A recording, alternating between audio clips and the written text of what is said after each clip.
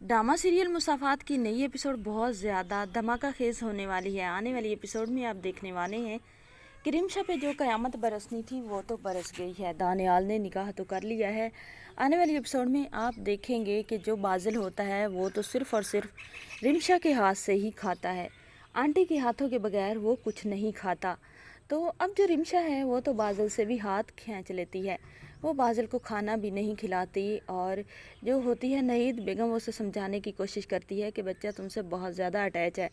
लेकिन जो होती है रिमशा वो कहती है कि मम्मी मैं इस तरह नहीं कर सकती। मैं अगर बाजिल को कुछ खिलाऊंगी भी तो वो तुम्हारे आपके सामने ही खिलाऊंगी। अब जो होती है रिमशा की सास वो कहती है ठीक है। लेकिन आगे जाकर आप देखेंगे कि रिमशा बाजिल से बिल्कुल दूर हो जाएगी, क्योंकि रिमशा को अब ऑटोमेटिक खुद ही नफ़रत होना शुरू हो जाएगी उस बच्चे से भी, कि वो समझेगी कि शायद बाजिल की वजह से ही उसका हस्बैंड डिवाइड हुआ है। तो जो होता है बाजिल वो भी आंटी से पूछता है कि आंटी आपको क्या हुआ है। और दूसरी तरफ देखेंगे कि जब रिमशा बिल्कुल भी बाजिल की तरफ तवज्जो नहीं देगी तो उसकी तो तबीयत ख़राब हो जाएगी।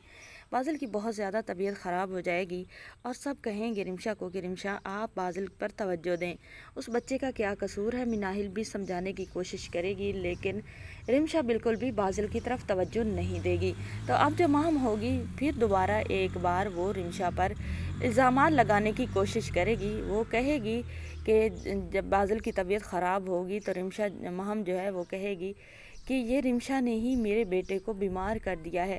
इसने या तो कुछ खिलाया पिलाया है इसे, या फिर इसने आदि इतना क्यों किया था अगर इसने ऐसा करना था तो। अब रिमशा जो होती है वो महम को जाकर कहती है कि मैंने तुम्हें बहुत बर्दाश्त कर लिया है। अगर मैं चुप हूँ तो इसका मतलब ये नहीं है कि मैं बहुत ज़्यादा कमज़ोर हूँ। मैं इतनी कमज़ोर नहीं हूँ जितना तुमने मुझे समझा हुआ है।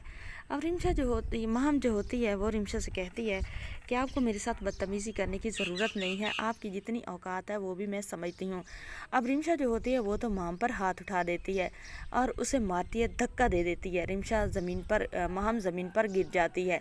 जैसे ही महम ज़मीन पर गिरती है तो वो तो तूफ़ान उठा देती है कि उसकी तबीयत जो है बहुत ज़्यादा ख़राब हुई है और वो महम ने ही उसे धक्का दिया है। महम चाहती भी नहीं है कि रिमशा ने धक्का दिया। रिमशा तो चाहती नहीं है कि महम अच्छी ज़िंदगी गुजारे। वो खुद ही इतना ज़्यादा ड्रामाबाजियाँ करनी शुरू कर देगी जिसकी वजह से दानियाल भी अब रिमशा पर गुस्सा करने लगेगा। जैसे दानियाल रिमशा पर गुस्सा करेगा तो रिमशा जाकर जहरीली गोलियाँ खा लेगी।